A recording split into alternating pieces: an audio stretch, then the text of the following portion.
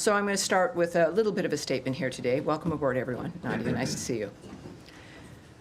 During my first briefing, I said that under President Trump, peace through strength is back. That was clear from day one under this administration. The 11 days since my first briefing have further proven it.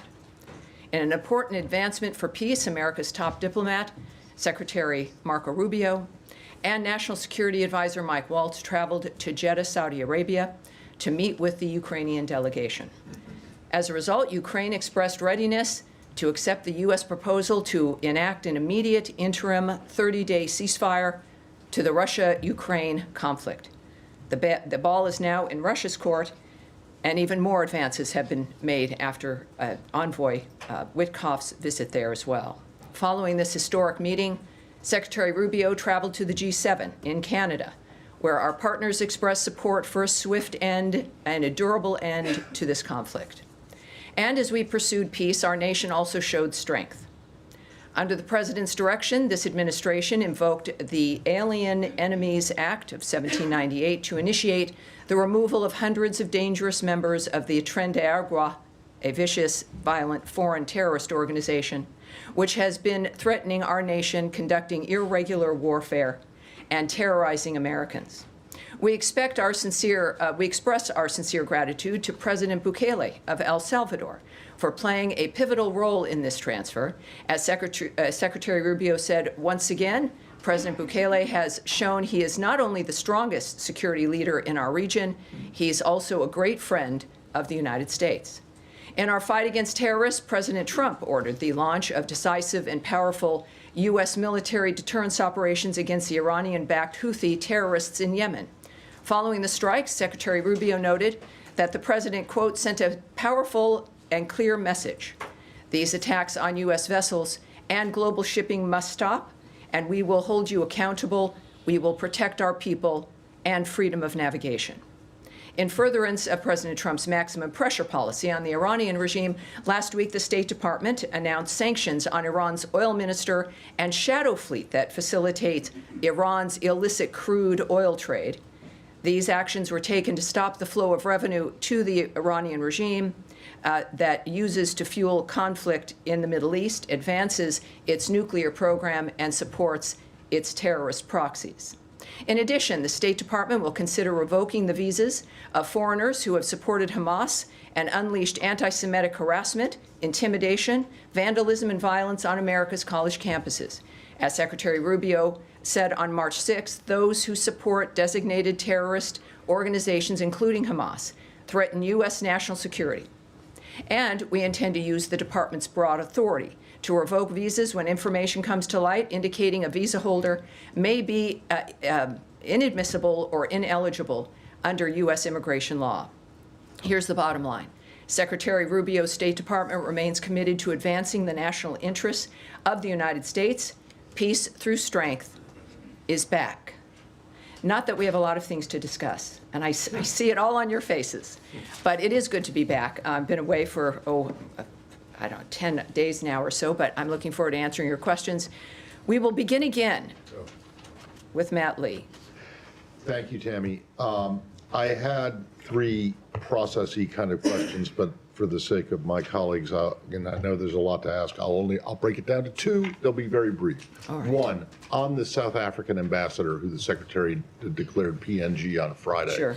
The South Africans seem to be a little bit miffed that they learned about this from a X post, and I understand there was a meeting at which a formal diplomatic note explaining this was handed over.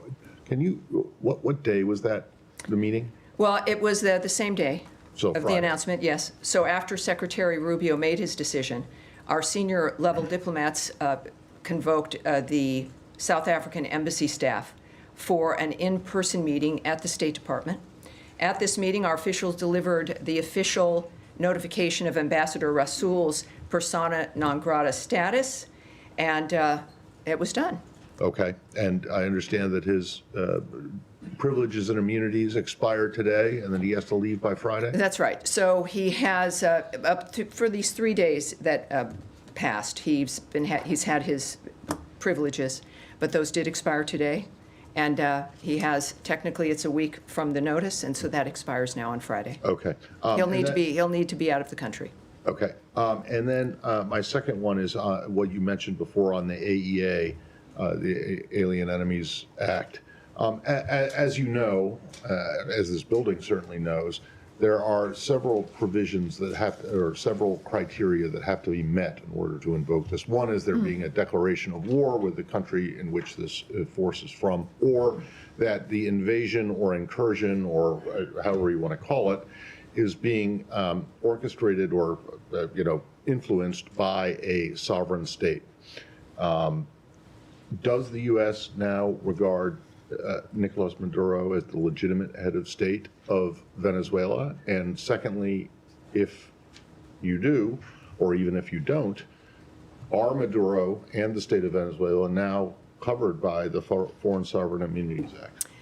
You know, just before I came up here, my colleague, Caroline Levitt, had a great deal to say about this. This belongs at the White House. This is a dynamic that's happening out of the White House. This is a legal Well, but I also, determination. in addition to that fact of referring you back to the White House and to DHS regarding this, this is in the courts. And as you know, I'm not going to pontificate on or guess or muse about what's going on with the courts at this point. So clearly, the White House has been very transparent. Caroline was very clear this afternoon about their approach. Clearly, they feel that this is something they want to litigate, and they're going to. And for the good of the American public, it's an important thing to do. Everything we know that the Trump administration is doing, certainly President Trump himself and his team, is in the interests of the United States. I understand that, but And that's why he was elected. People are excited about the nature of the actions that we're taking swiftly, and this is one of them, and we will see it play out in court, and that's the extent Okay, of what well, my I'll be saying. question is not about So whether now there's a there's third support. section. I thought you said you were going to forego the third part. No, I'd just like to have an answer to the first Sure. question. Does the U.S. consider Nicolas Maduro to be the Well, I'm not going to discuss with you again a national issue that belongs both with the White House and the Secretary himself, so I'm not going to be able to remark on that. All right. Based on the same dynamic here, I guess for the Americas, the situation, Andrea Mitchell, please. This is related to the Sure. immigration issue. Sure. And peace through strength. Sure. Does Secretary Rubio believe that if Afghanistan is among the countries that are there on a list, a draft list to be banned, that legitimate SIVs who were approved by the State Department during the fall of Afghanistan's withdrawal should be a carve-out, and that these people who help the State Department, the CIA, the DOD, can come and have refugee status? And I do have a follow-up. Well, first of all, there is no list. What people are looking at over these last several days is not a list that exists here that is being acted on. There is a review, as we know through the President's executive order, for us to look at the nature of what's going to help keep America safer in dealing with the issue of visas and who's allowed into the country. But what has been touted as something that is an item through the State Department, it just simply isn't the case. So the premise, I have to say, I certainly can't speak to because it's not accurate. When it comes to the nature of Afghanistan and those who've helped us, the arrangements we've made already in the past, getting as many people from that conflict here, certainly those who have assisted us and worked with us, that's been a policy and a dynamic that we've worked on from certainly even the previous administration, working to try to get that happening. So that's not something that is, certainly I can talk about regarding something that doesn't exist, but certainly when that review is done, we'll have something that we can discuss. Okay, then let me ask you also Yes. about your view, the Secretary's view, about the legality of a foreign country holding an American citizen from Iowa who has not been charged with any crime and holding his passport and not permitting him to return home in the case of what's happening in Punta Cana and the Dominican Republic, where this young man and his family and his lawyers say that he has not been permitted to leave the Dominican Republic, that he has been a cooperating witness, he's not charged with any crime. Does the State Department have any view about the rights of that U.S. citizen? Well, I think what's appropriate here is for me to not to, this is unfortunately the nature of the State Department and what we do. When it comes to diplomatic efforts, whether they exist or not, the nature of legal frameworks for individuals, the privacy issues involved, that's not something I can get into any detail about. He has spoken publicly, and his family have. Does he have consular access? Well, that's in the his. I think all of us have a right to speak and to be known, but we have a standard and a protocol here that we won't discuss a private situation, a private case. Certainly, when it comes to diplomacy, diplomatic relationships between one country and another, I'm not going to go into those details. All right, Sean. Thanks. Can I go back to South Africa, the ambassador? Sure. The secretary, of course, had his ex posted on Friday. Can you explain a little bit the reasons? It's quite an extraordinary step. I was looking back, I mean, if I'm not mistaken, even in the height of tensions with Russia, there was no expulsion of the ambassador and no PNG there. What is it? I mean, essentially, this is remarks that the ambassador made at a think tank or at That's a correct. conference that were critical. What I'm getting at is, should other ambassadors be on alert? Can they not criticize President Trump without fear of being expelled? Well, I think it's not about criticism. This was the equation of the president and the country with white supremacy. It was an allegation that casts such an awful light on the nature of the country, on individuals. It is. I mean, if we don't have a standard about the nature of someone who is in this country, who is supposed to be a diplomat to help facilitate the relationship between two countries, and that this is the standard of it, you know, we deserve better. We've had a decent level of diplomacy with South Africa. There are some challenges, but you want people in each embassy who can actually facilitate a relationship. And these remarks were unacceptable to the United States, not just to the president, but to every American. They were pretty much obscene when it came to the nature of what was alleged. So that is, I think, at the very least, what we should expect is a standard of some respect, basic, low-level respect, if you're in a position that is going to help facilitate any kind of diplomatic relationship with another country. This particular individual certainly didn't meet that standard, and it is a message to people of what America expects, what the president expects, what the Secretary of State expects, what this whole administration expects when it comes to treatment of the nation itself and as a result of the people in this country. And so that's why it was done. Sure. Could just expand on that. South Africa today said that it wants to have a better relationship with the United States. Are you open to that? I mean, there's been the Secretary of State away from the G20. Are you of the view that South Africa can report the relationship despite the criticism that's come from this building? Well, I think both the President and the Secretary of State have made it clear what the problems are and what they have an issue with when it comes to South Africa. The unjust land expropriation law, as well as its growing relationship with countries like Russia and Iran. That's what prompted the serious review of our South Africa policy, which continues to be underway. They have taken also, the South African government, aggressive positions toward the United States and its allies, including accusing Israel, not Hamas, of genocide in the International Court of Justice, and reinvigorating its relationship with Iran to develop commercial, military, and nuclear arrangements. So this isn't one just of demeanor or decorum, however they add into it. This is a matter of a nation that is, we've again made it very clear, taking steps that are not in the best interest of providing a safe, secure, more prosperous America, let alone world, when it comes to the decisions they're making. So all of this is under review, but obviously part of it is, within the diplomacy of it, is to encourage a change in policy and posture. Of course that would be the point. The point is to encourage a change. What I've seen with the trips we've made with the diplomatic adventures, of course, as well as the G7 summit in Canada, is the nature of the Secretary of State is to make things better for people. It is not to punish or to target people or countries.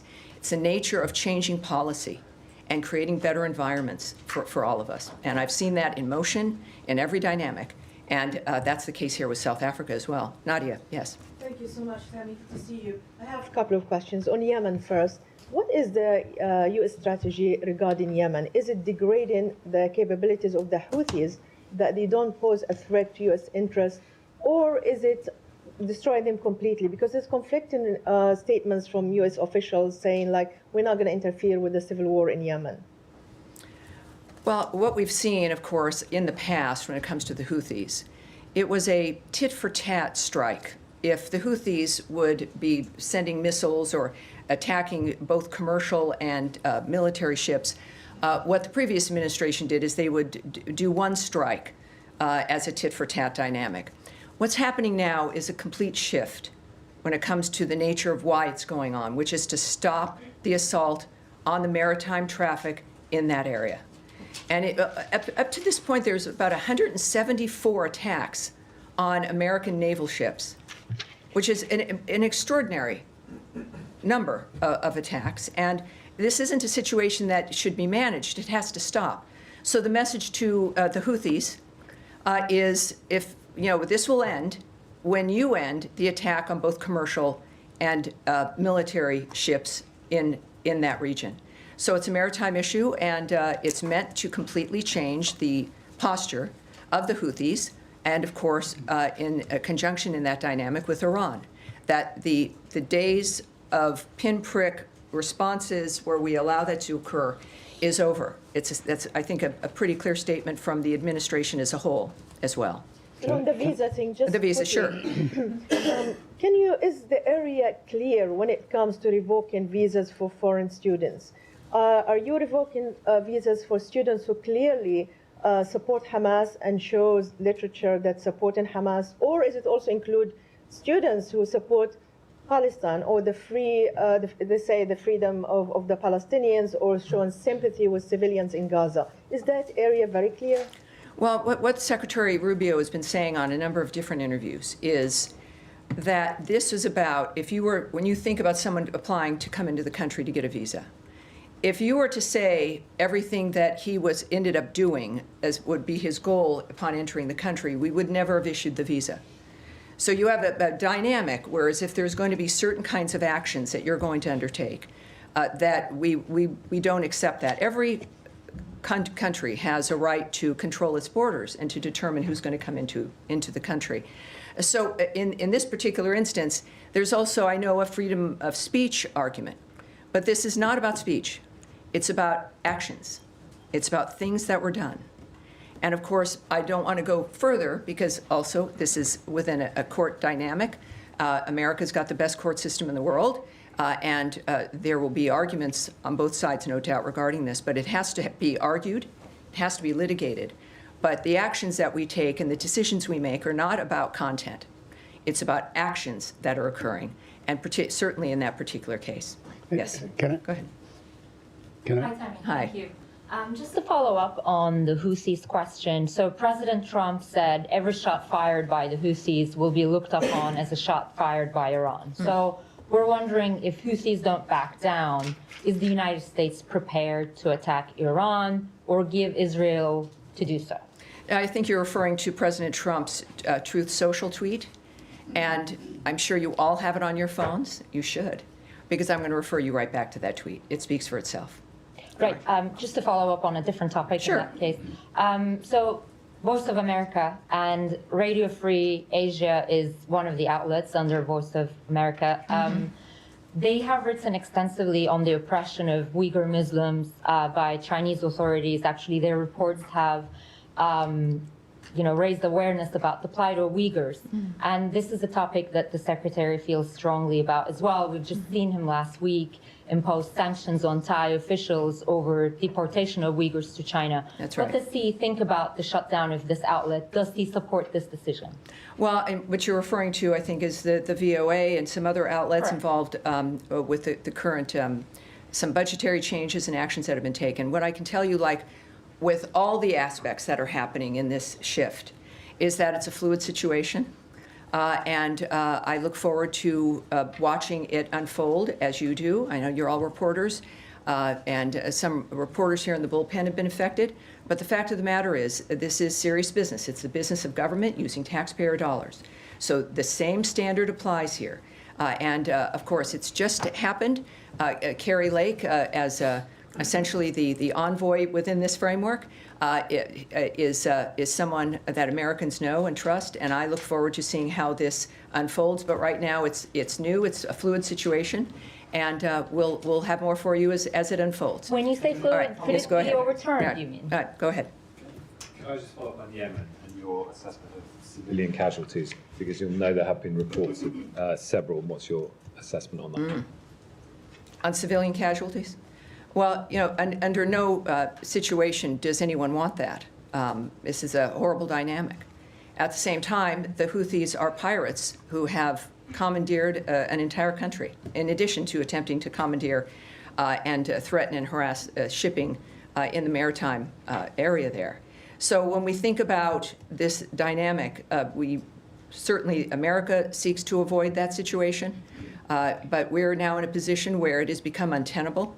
And that, you know, America's position in this kind of a regard, it's a unfortunate framework of war and of tensions and conflict like this.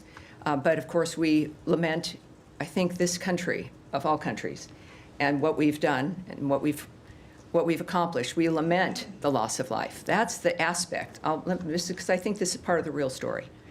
All of the aspects of what the Trump administration, what Secretary Rubio and everyone now in this new administration is focused on, and maybe it surprised people, it shouldn't have, is peace, is to stop the wholesale slaughter of people, is to stop the chaos that reigns through certain regions, is to make sure, especially with certainly Ukraine and Russia, is to make sure in every place where there's conflict that the people that are alive today might be alive tomorrow. And it's imperfect. It's not something that any of us can sometimes predict the end result of. But this is an administration and a president and a Secretary of State who's made it clear that this, if there is a hallmark, the hallmark is fighting for peace and an end to this kind of chaos that has destroyed Yemenis' lives, and it destroys, obviously, too many lives around the world. Now, yes, sir, you've been waiting patiently. Yes, sir. Two quick questions on the Palestinian issue. One pertaining to Gaza. Aid has not been allowed in since the 2nd of March. The situation is very dire.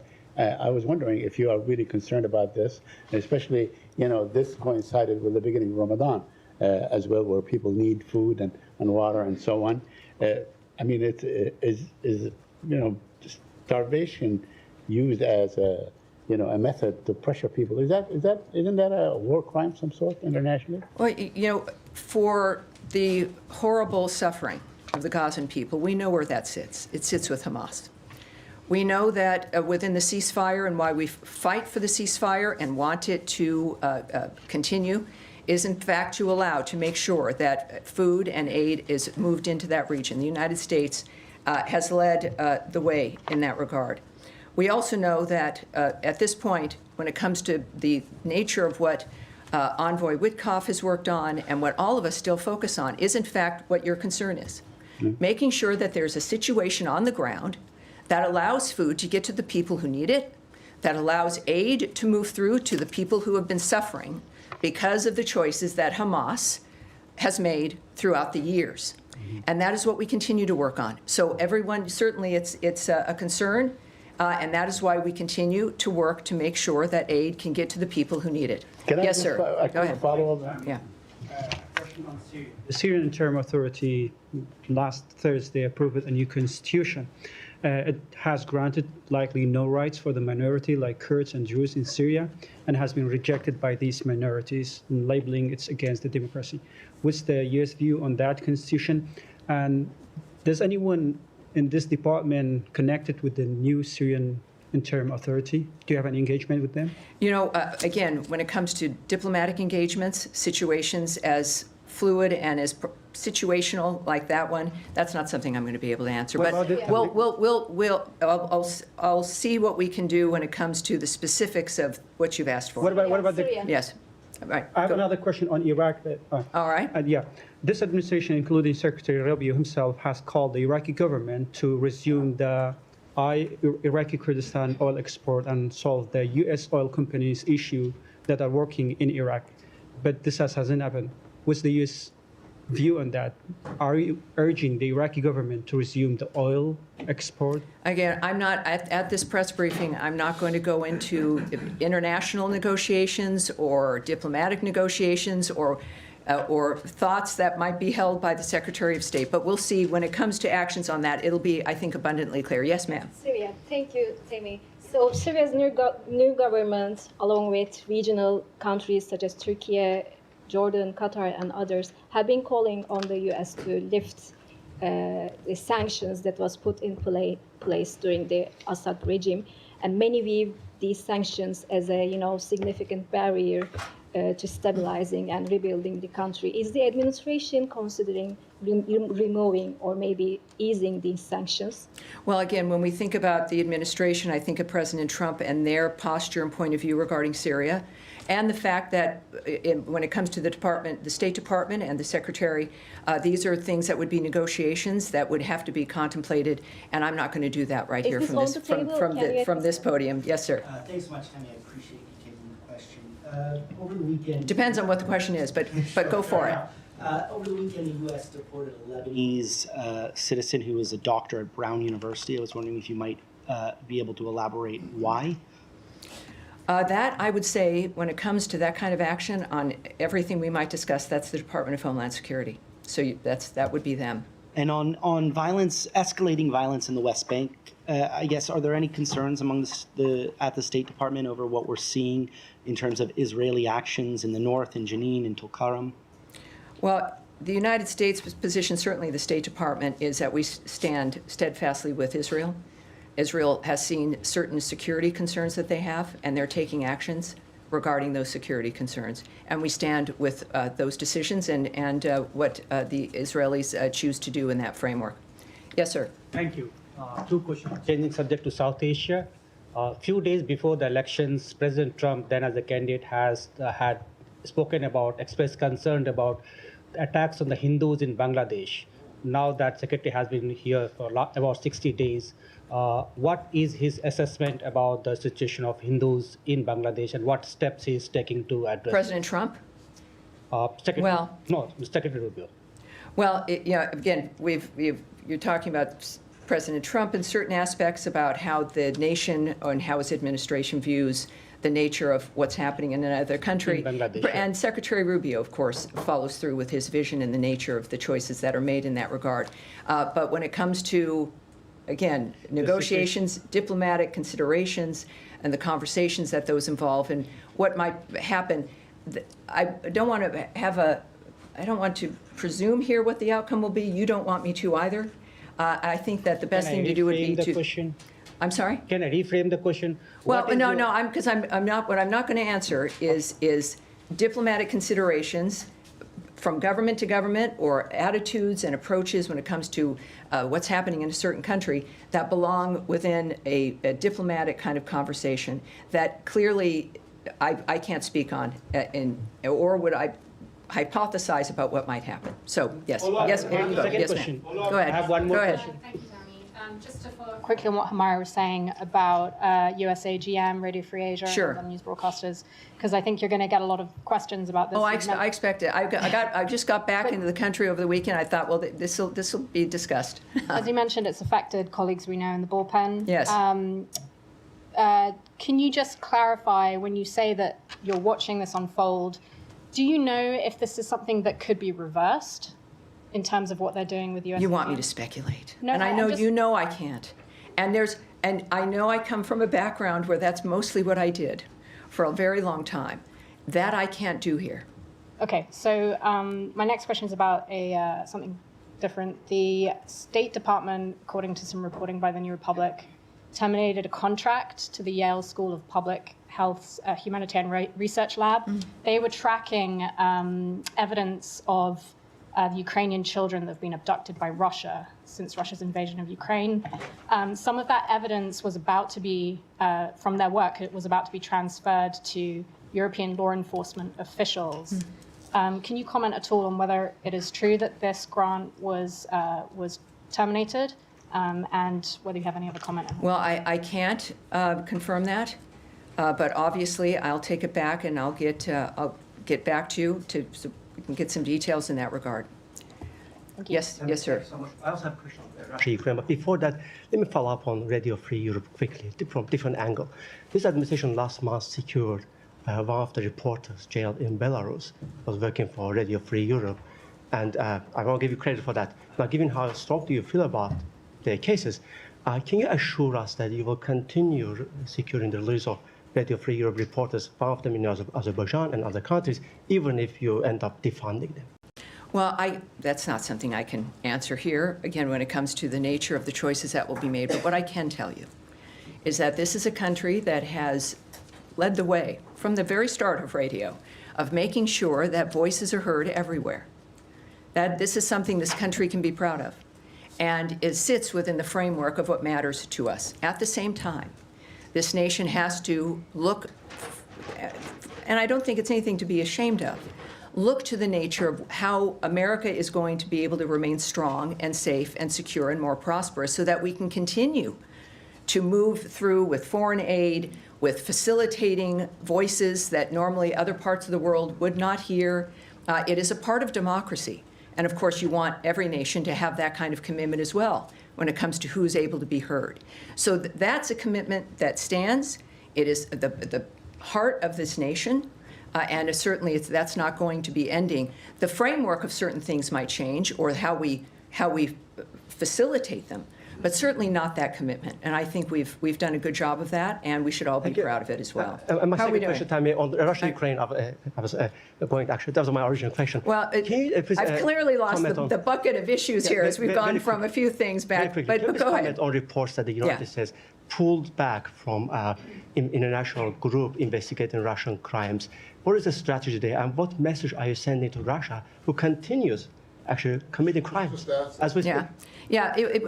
Look, this is we're going to be looking into a number of different things.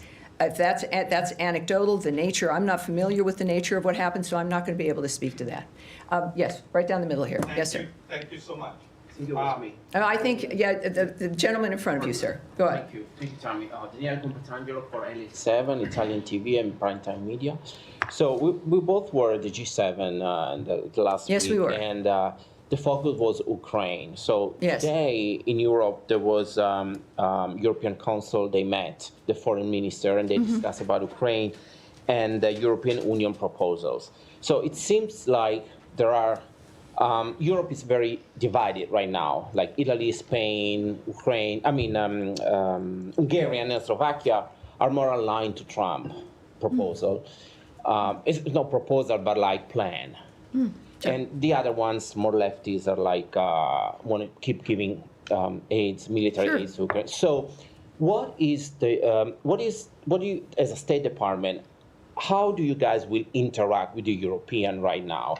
Are we going to go for the Trump plans or the European ones? I think we're going to go with the Marco Rubio approach, which is to talk to everybody, which is to put out the new ideas, which is to argue for them on the merits of those ideas. That's what happened at the G7. What happened at the G7 was a collection of people who have very different points of view, some big disagreements, but a direct, specific decision mentioned by the Canadian Foreign Minister Joly that we're going to focus on what we do have in common, what we can get done together, and really the importance of the gathering itself and what we can do together. There's a lot of people, I think, that would prefer us to be distracted by the disagreements. But what I've seen Secretary Rubio accomplish is remarkable, and in different environments where there's negotiations between countries attempting to stop war, a ministers' meeting where they're all aligned in some fashion or another and want to work together but have disagreements. I can say this, fortunately, having been there, is that it's been his voice, and I'm proud as an American that it happens to be the American Secretary of State. It's his voice that has brought conversations together, that has brought groups of people together. And we know this is why you need a State Department and why you need diplomats because everybody's going to have different ideas. Everybody's going to think there's a better way, and we all have investments in the nature of the outcome. America is the strongest country in the world for a reason. All the combination of things we do, but mostly because we are a nation of merit and arguments and speech and the ability for people to be heard and for all of us to have an open mind. That is what Marco Rubio brings to this debate, especially in Europe where there are disagreements. We will, and he expects to, win people over based on the merits of the arguments that we continue to make every day. And I'm going to leave it there, everyone. I'll see you Wednesday and Friday this week if you didn't get enough. There'll be more to talk about. Thank you, everyone. I appreciate it.